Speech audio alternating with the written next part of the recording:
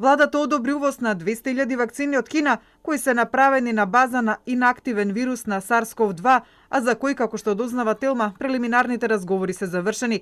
Од Министерството за здравство директно ги контактирале кинеските производители на вакцината Sinopharm и откако ќе финишираат разговорите, точно ќе се знае што ќе биде потребно за овие вакцини да бидат увезени во Македонија.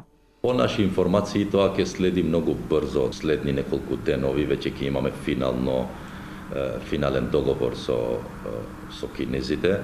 Тогаш ќе дознае Министерството за здравство што точно они бараат, за да може на нас да ни пренесат, па ние да видиме во рамки на нашава регулатива по кој пат би го терале таа како процедура. Шабани не сака да шпекулира колку би траела процедурата на регистрација, но вели дека тоа ќе се спроведе во најбрз можен рок.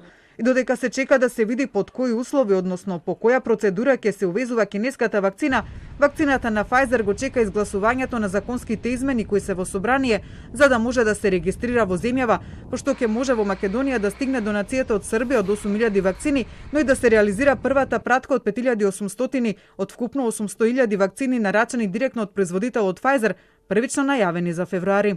Ние не побаравме регистрација на вакцините. Законот ни дава, го повторивме неколку пати, ни дава можност тоа да го вршиме преку интервентен услов за одредени ситуации како што е ова сегашнава.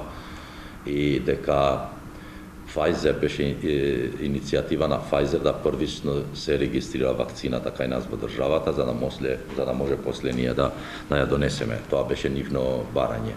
Ние поднесовме измени на законот, оти не исполнуваа закон за регистрација. Но за да се направи увоз на вакцина во земјава, освен исполнување на законските услови, нужно таа треба да биде и регистрирана во земјата од каде се увезува, со што се дава и гаранција за неа и да ги има поминато сите фази на испитување. Но битни се и два други моменти, информира Шабани, и тоа вакцината физички да пристигне во земјава, како и пропратната документација што оди со неа, како сертификатите, документите за режимот на чување. Откако ќе завршат и тие процедури, вели Шабани, Маомед ќе може да даде конечно одобрение за пуштање во промет на вакцината.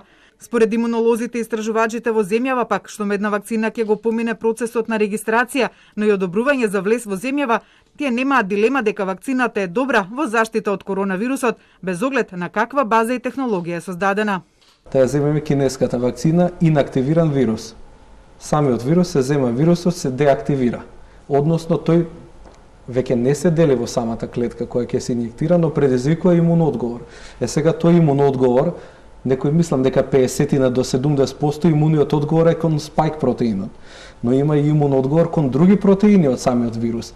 А додека со вакцините на Pfizer, на Moderna и аденовирусните, целата вакцина, односно целосниот имуноодговор е базиран само на спајк протеинот. Односно има само еден целен таргет.